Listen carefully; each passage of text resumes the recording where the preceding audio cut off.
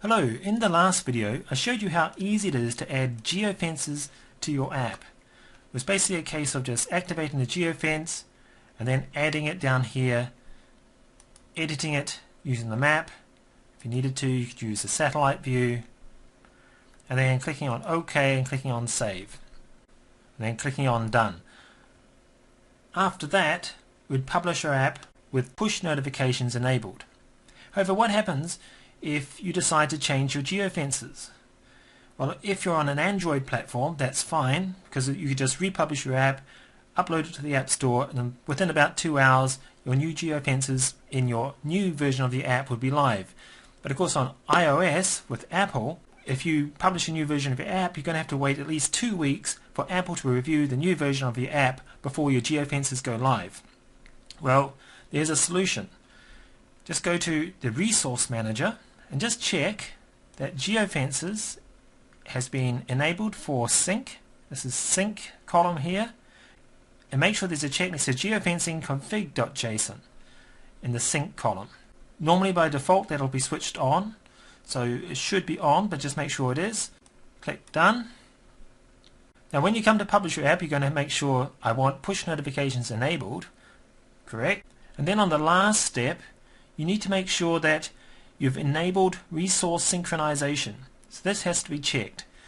When this is checked, after updating your geofences in the app builder, the next time the user goes to open that app, it will resynchronize with the app builder and update the geofences.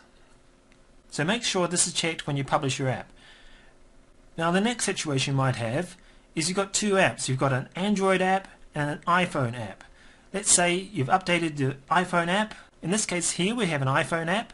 Let's say we've updated it with our new geofences, and now we've got to update the Android app with the same geofences. How do we do that?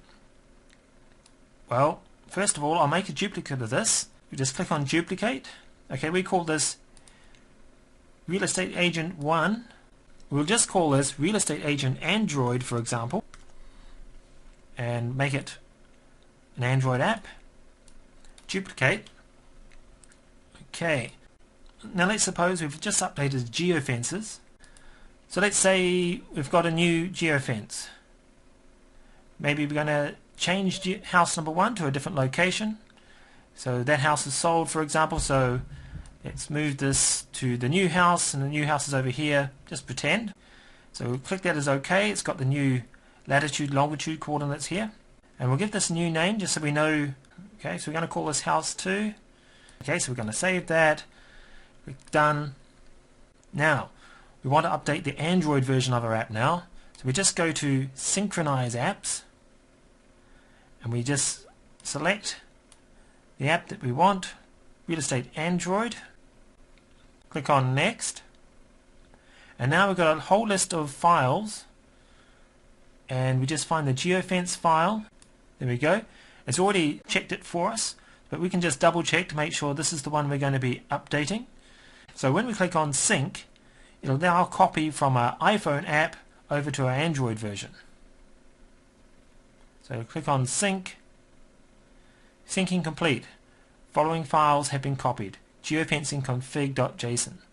Right.